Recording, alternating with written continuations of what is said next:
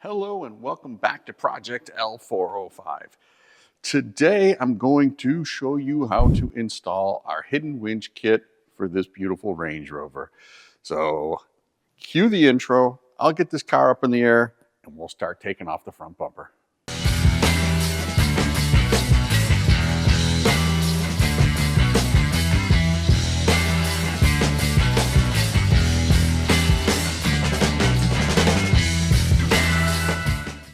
First thing we want to do is struggle with the hood. Then when you're done with that, move on to taking the grill out.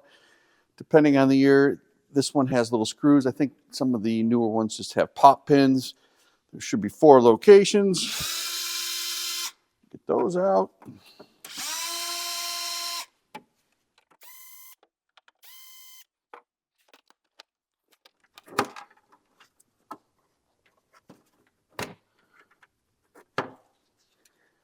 And there's the tricky part. You got to really give this a good pull.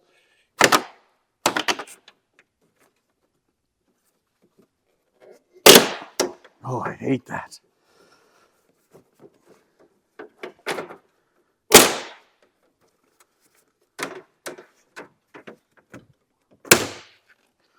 Yikes. Oh, all right. Got that out of the way. Move on to the next step. Okay, next up, we want to remove this inner fender liner. I'll bring the camera in, but you got a couple of the little pop clips, right? Favorite tool. We're gonna get those off. This one, we've done the bumper trim in the other video, but if you're doing it on a stock one, you're gonna have some little supports down here, little splash guard. Those need to come off. And then we've got a couple Phillips screws, if my memory serves me, 1, and then the Phillips screws on the bottom. I'll bring the camera in, you can watch.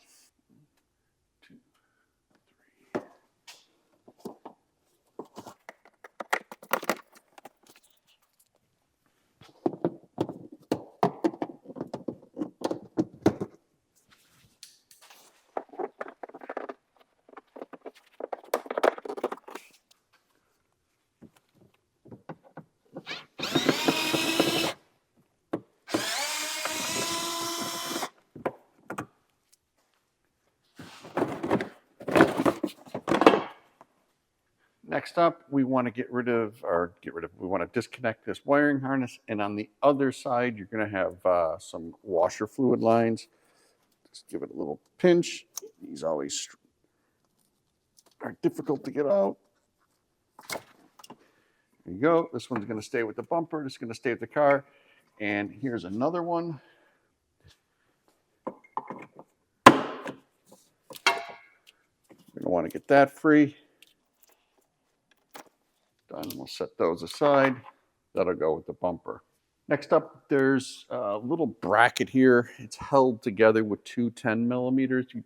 You don't want to take them all the way out. You want to loosen them up. It's right at the seam where the plastic bumper meets the metal body. It's really hard. I'll try to bring the camera and at least point at it so you can see what I'm doing. I loosen them up a little bit and it just makes pulling the bumper cover off way easier. Right here, you can see well, you can probably see that one. You might not be able to see that. That is the bolt coming through. I'm pretty good at this. There we go.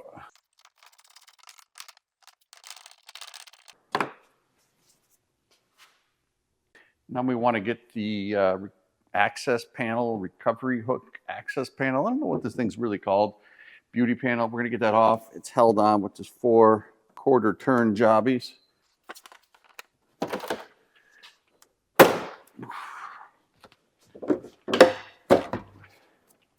Again, more of those push pins. So now we have access to the lower part of the bumper. We're going to get our Torx out and we're going to loosen that all up. You need a T27 Torx and there's 6 of them. 1, 2, 3, 4, 5, and 6.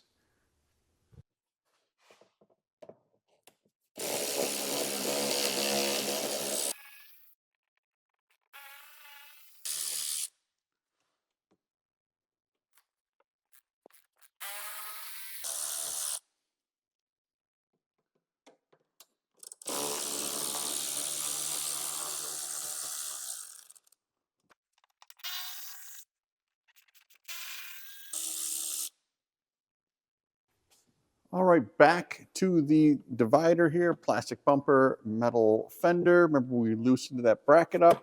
We're just gonna reach in, gently pop it free. Same thing on the other side. Then we can move to the top of the bumper and pull it off. Next thing you're gonna wanna do is get inside. There's a Phillips screw. You're gonna wanna pull that off. If you don't, it's gonna make taking the bumper off extremely difficult. I'll, again, bring the camera and show you right where it is. We'll get that undone and we can move on to the front. It's right here, and then the same thing on the other side.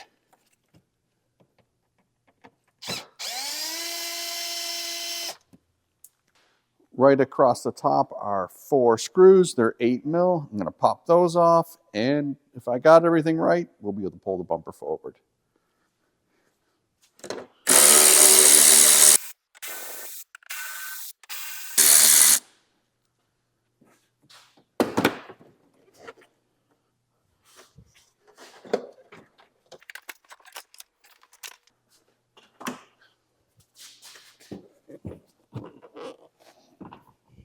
Okay, next up, we got to get this plastic off of it. We're going to use the little popper tool, pull these free, and then they clip to the side. 1, 2. Same with this one. These little clips. 1, whoop, 2. Now we're going to move on to this, free that up, and get it off. This little plastic shroud is another one of those brute force things that I hate. We just got to give it a... And these clips will allow it to pop off. If it cracks, don't worry about it. You're not putting it back on the car. Now we have the exposure to the front crush cans. Next up, we're going to want to get the little core support here off. And there's this metal little tube lower bumper support. We're going to take that off. If you have a adaptive cruise vehicle, it's going to be right here. Extra special, careful with that. I wish this vehicle had it so I can show you, but you're going to need to unbolt it. Do not shake it, do not break it, don't fight with it, gently get it off, set it to the side, and then you're going to have to cut this core support, and I'll show you a picture of what it looks like so you can put it back on and make sure that the sensor is aligned. If it comes out of alignment, it's a real pain in the bottom to get it adjusted. So, all right, next up I'll show you how to get the bar out, and then we're going to take this front piece off. On this little crossover bar, there's 2 13 mils on each side. We're going to pop those off, and then we're going to get these 15s and take them out.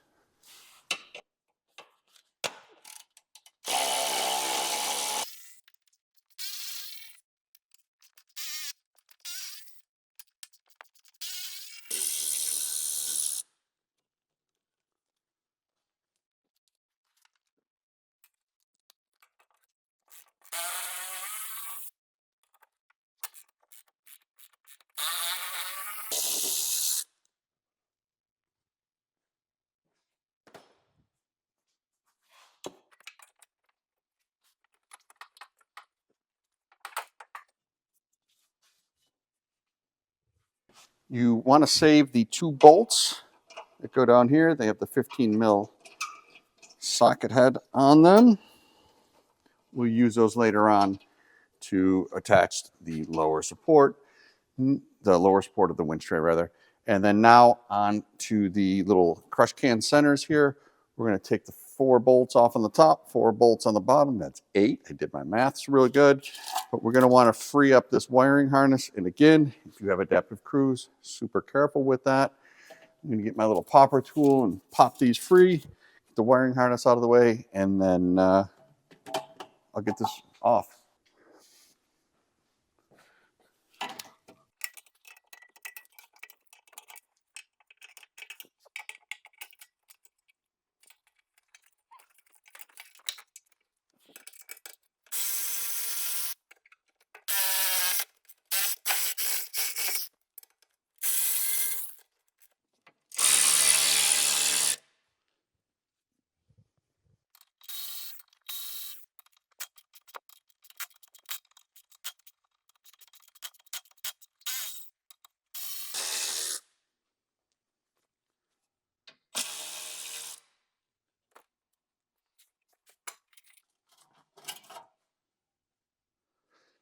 If you're not reusing your adaptive cruise, we're going to zip tie that up out of the way. Then we're going to trim this plastic piece right here. I recommend a good pair of scissors or a razor knife. If you're a Picasso with a Sawzall, then you can give that a go.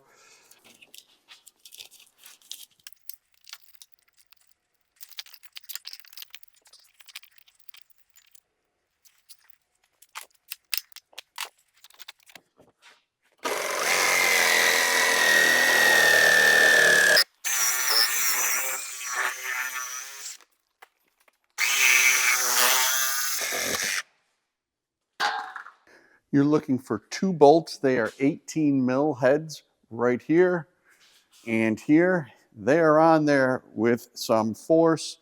I'll bring the camera and show you exactly where they are. You're going to need to take those out. We're going to use the back side of the hidden tray to mount to those points.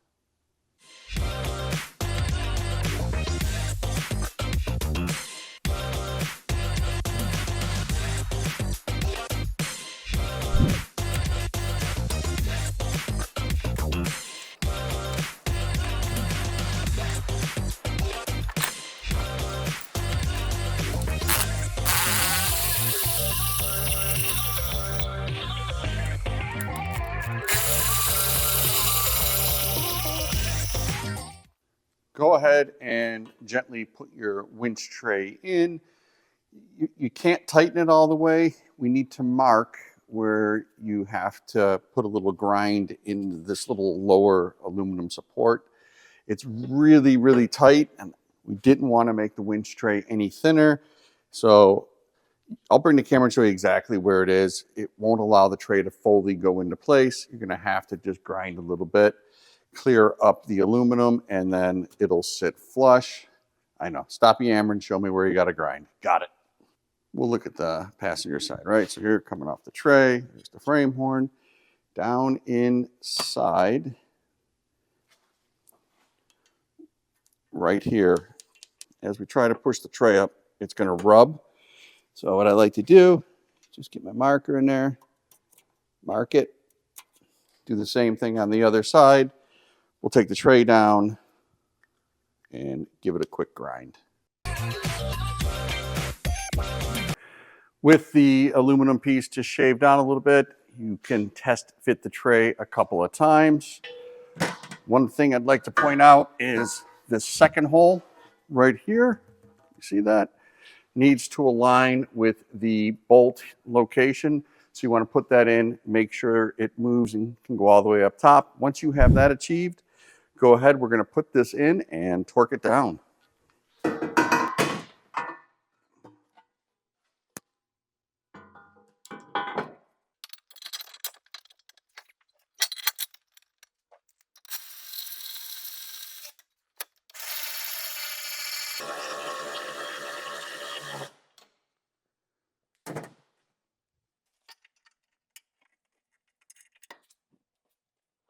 What bolt? What bolt does he talk about? It was one of the bolts, the 13 mil heads on the outside of that little crossover bar. We're reusing 2 of those.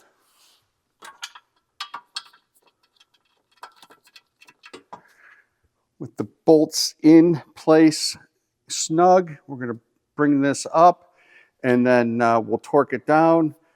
I will, you know what, we'll put the torque specs right here. And then the little crossover bolt guys, the torque spec on that is.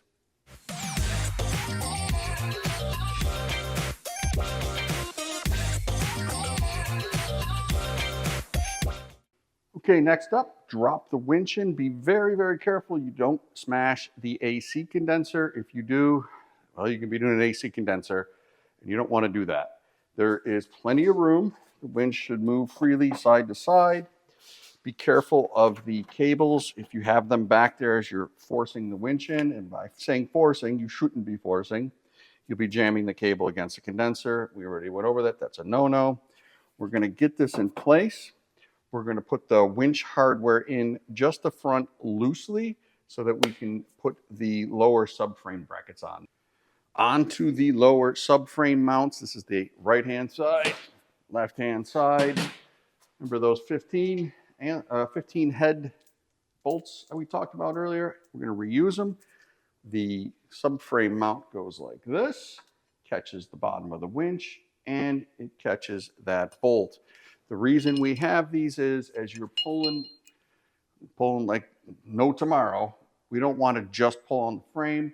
We're also going to try and connect to the subframe and pull everything at once, and that's what these are for. I'll get them installed, everything loose, and then we'll torque them down to spec.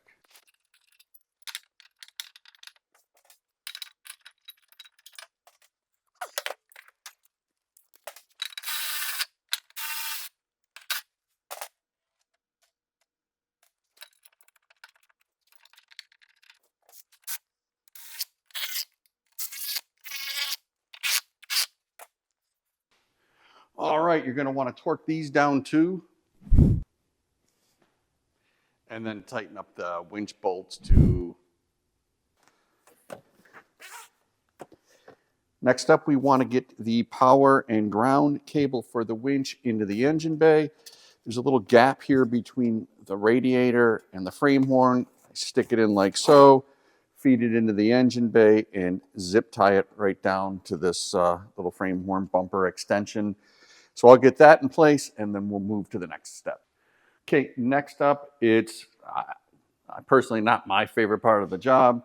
We gotta get the bumper cover on and cut out where the Factor 55 fair lead's gonna go. It's just a game of patience. I put it on, I mark it, I trim it, take it off, back and forth until it's in the exact position I want. If you really don't care, just lob off the center section and away you go. You can put the bumper back on. I'm going to get to work. Give me a couple minutes. Well, it won't be any time for you. And we'll come back. We'll see how I did.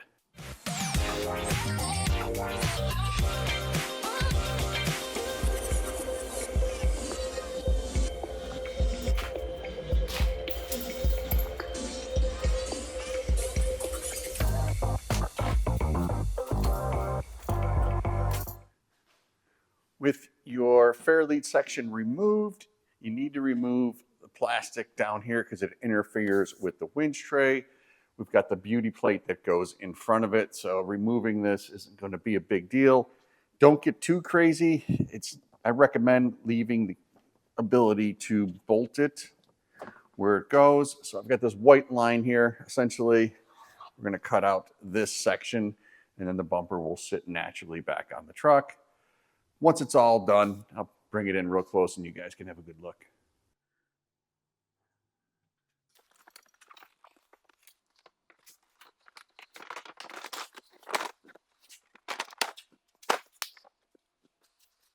Okay, there you go.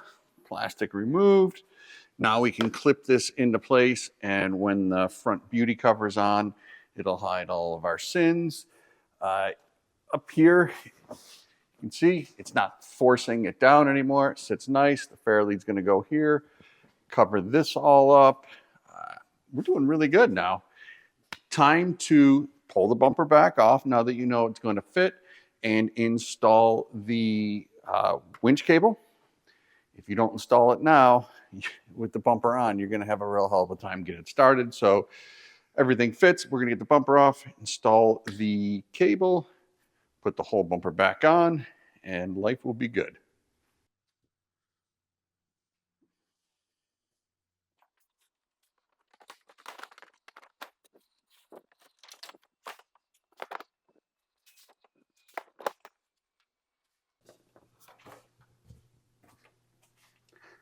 Next up, we're going to put the beauty plate on. Pow, and then that way when you put the fair lead on, everything will fit. Here's something to think about. If you're doing our bash plate, you're going to want to cut a big hole in here in order to access the recovery hook.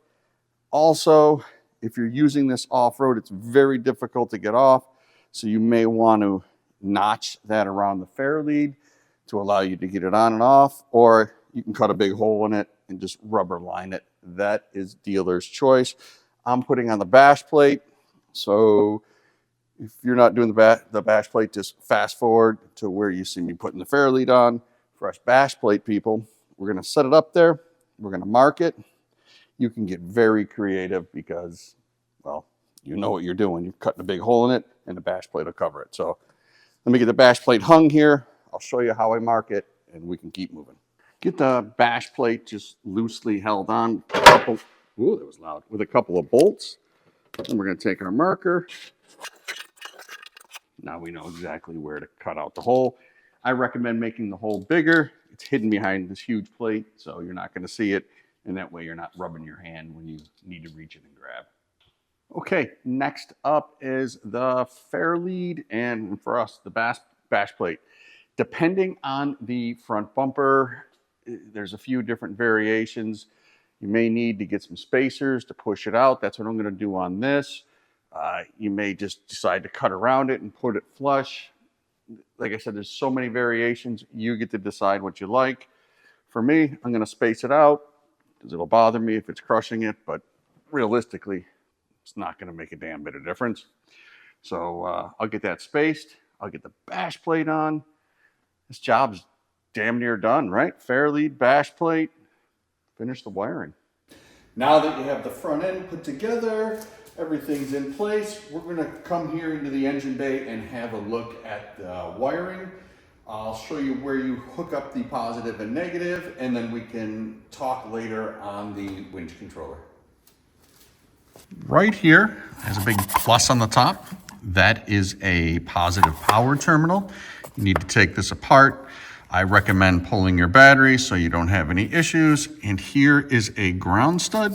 You need to take that out and put the ground wire essentially on that, and you guys are going to be good to go. Thought this might be helpful while I was doing it. Here is the little positive box. You undo it with a 10 mil right here, and then unclip this little popper. I lace the positive wire in to the stud, which has a 13 mil head nut on it, and then tighten it down. Well, there you have it with the winch wired in place. This is good to go. Just a quick note, depending on what winch you have, you may need to extend the controller cable. That's what I did. We're using the Warren Xeon 10S, but if you've got a remote like a Platinum, it won't much matter. Or you can just chop a hole in the front of the bumper so you can reach your hand in, which is useful to put it in free spool. But in this case, I wanted the bumper to stay complete, so we're just going to have to power in and power out. All right, I think that's about it for this one. I'll see you guys on the next project.